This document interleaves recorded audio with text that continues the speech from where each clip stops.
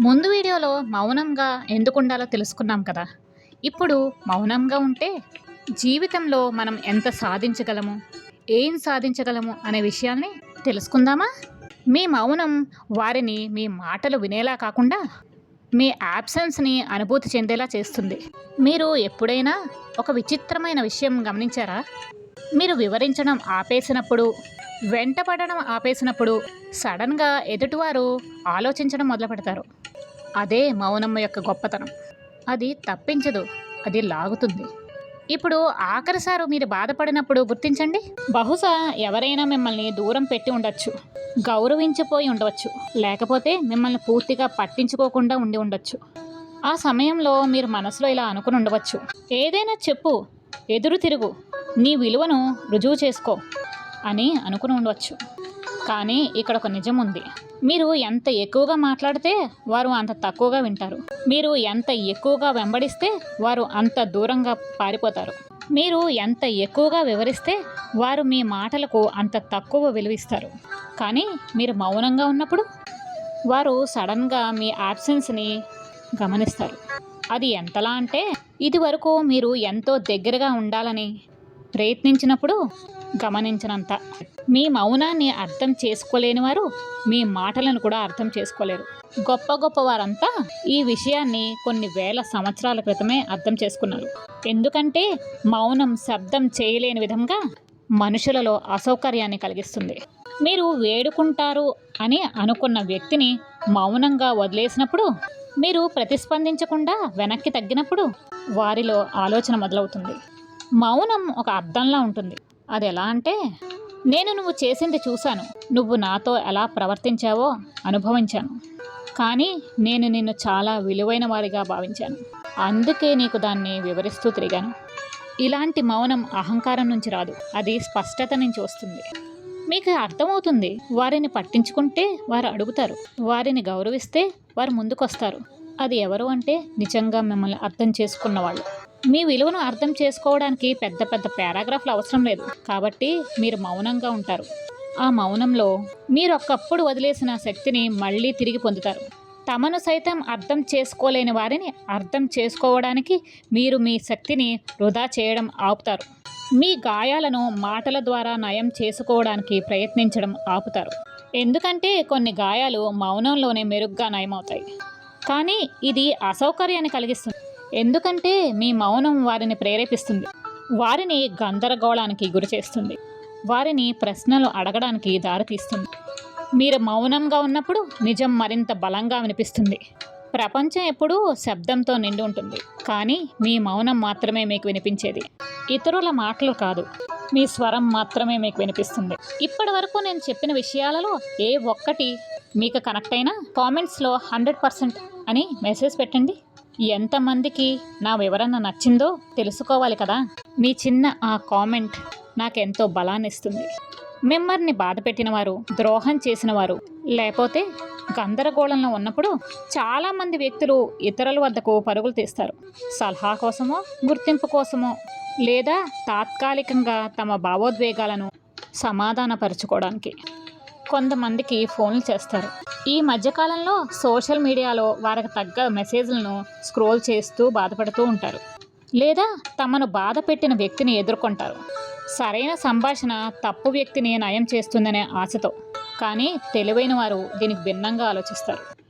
తాను మౌనంగా ఉండిపోతారు.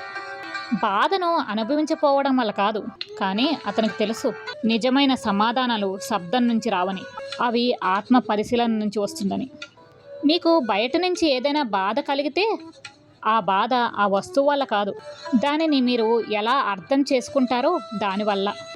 మళ్ళీ మీరు ఆ అర్థాన్ని ఎప్పుడైనా మార్చగల శక్తి కలిగి ఉన్నారు అనుకోవడం వల్ల.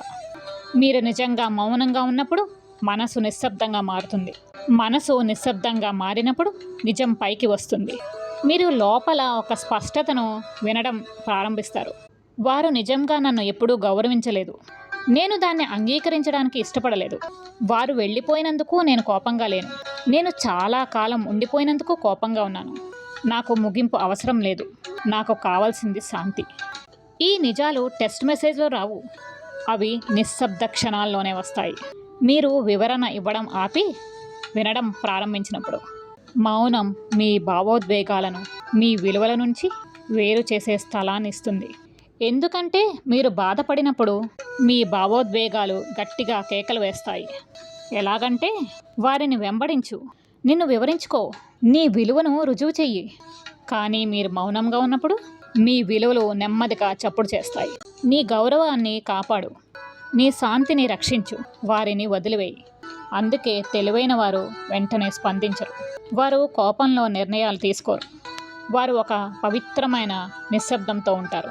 ఒక తుఫానికి ముందు నిశ్శబ్దం విరామం. కానీ ఆధునిక సమాజం మనకు విరుద్ధంగా నేర్పిస్తుంది. నీ మనసులో ఉన్నది చెప్పు, నువ్వు ఎలా అనుభవిస్తున్నావో వారికి చెప్పు, ఎవరినైనా నిన్ను అవమానించనివ్వకు. కానీ ఎక్కువ మంది గుర్తించనిది ఒక ముఖ్యమైన విషయం ఉంది. గట్టిగా స్పందించడం ద్వారా గౌరవం పొందరు. ప్రతి ఒక్కరూ శబ్దంలో మునిగిపోతున్నప్పుడు మీరు మౌనంలో స్థిరంగా నిలబడినప్పుడే గౌరవం పొందుతారు. మీరు మౌనంగా ఉన్నప్పుడే వారు తమను తాము అంత బలంగా బయటపెట్టుకుంటారు. మీరు వారిని అడగాల్సిన అవసరం లేదు. వారి చర్యలే మీకు సమాధానం చెబుతాయి. మీరు స్పష్టత కోసం వేడుకోవాల్సిన అవసరం లేదు. మీ నిశ్శబ్దంలోనే నిజం బయటపడుతుంది. ముఖ్యంగా మీరు జీవితానికి తక్షణంగా రియాక్ట్ అవ్వడం ఆపి ఉద్దేశపూర్వకంగా స్పందించడం ప్రారంభిస్తారు. మౌనం అంటే బలహీనత కాదు, అది కేంద్రీకృతమైన శక్తి. అది ఆలోచనలతో కూడిన నిర్ణయం. అది చాలామంది ఎప్పటికీ నడవని లోపలి జ్ఞానానికి ద్వారం. అందువల్ల మీరు గందరగోళంలో ఉన్నప్పుడు, భావోద్వేగాలు మీపై మబ్బుల్లా కమ్ముకునున్నప్పుడు ఏమీ చేయకండి. నిశ్శబ్దంగా ఉండండి. సమాధానం బయట లేదు, అది మీలోనే ఉంది. దాన్ని మీరు మౌనంలోనే వినగలరు. ఏదైనా ఒక విషయాన్ని ముగింపు కోసం వేడుకోవడం అంటే మీకు మీరే ద్రోహం చేసుకోవడం. మనలో చాలామంది అంగీకరించని ఒక విషయం ఉంది. ముగింపు కోసం వేడుకోవడం మనకు శాంతినివ్వదు, అది మనసుకు మరింత బాధనిస్తుంది. కానీ మనలో చాలామంది ఆ ముగింపునే కోరుకుంటాం. ఆ చివరి వివరణ, ఒక నిజాయితీ గల సంభాషణ, అన్నీ పూర్తయినట్టుగా అనిపించే ఆ చివరి మాట. ఇక్కడ ఒక కఠినమైన నిజం ఉంది. ఎవరైనా నిజంగా మీ గురించి పట్టించుకుంటే మీరు ముగింపు కోసం వేడుకోవాల్సిన అవసరం ఉండదు.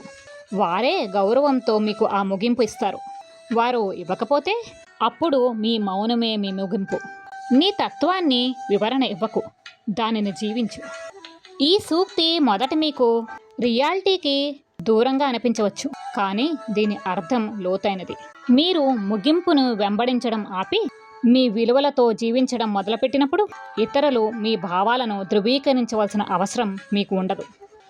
బాధ నిజమే, కానీ వారు ఎందుకు మీకు నష్టం చేశారో తెలుసుకోవాలనే కోరిక, అది మీరు నయం కావడానికి ఉన్న శక్తి. ఆ శక్తిని వారికి అప్పగించినట్టుగా. ఇది ఒక అంతులేని చక్రం. వారు మిమ్మల్ని బాధ పెడతారు, మీరు సమాధానాలు కోరుకుంటారు. వారు చల్లగా స్పందిస్తారు లేదా తప్పించుకుంటారు, మీరు ఇంకా ఎక్కువ బాధపడతారు. ఇలా ఈ చక్రం తిరుగుతూనే ఉంటుంది. అసలు నిజం ఒకరోజు మీకు అర్థమయ్యే వరకు. ముగింపు అంటే వారు ఇచ్చేది కాదు, మీరు మీకే ఇచ్చుకునేది. అది మీరు మౌనంగా మారి అక్కడ నుంచి వెళ్ళిన క్షణంలోనే జరుగుతుంది. చాలాసార్లు మన మనసులో ఇలా అనిపిస్తుంది, నేను నా భావాలను చెప్పేస్తాను, సరిపోతుంది. నేను నా వైపు వివరణిస్తే అర్థం చేసుకుంటారు. ఆ చివరి సంభాషణ చేస్తే శాంతి దొరుకుతుంది. కానీ నిజానికి ఏం జరుగుతుందంటే, మీరు మీ బాధను పూర్తిగా అంగీకరించి ఇప్పటికే మిమ్మల్ని బాధ పెట్టిన వ్యక్తికి మళ్ళీ వివరిస్తూ తిరుగుతారు. కానీ అక్కడ అసలు విషయం మీరు గ్రహించరు. అదేమిటంటే, వారు ఇప్పటికే తమ నిర్ణయాన్ని తీసుకున్నారు, కానీ మీరు మాత్రం వారిని మార్చగలమని తప్పు ఆశతో మీ శక్తిని వృధా చేస్తారు. ఇది ముగింపు కాదు, ఇది మీ గౌరవాన్ని మీరు విడిచిపెట్టినట్టుగా.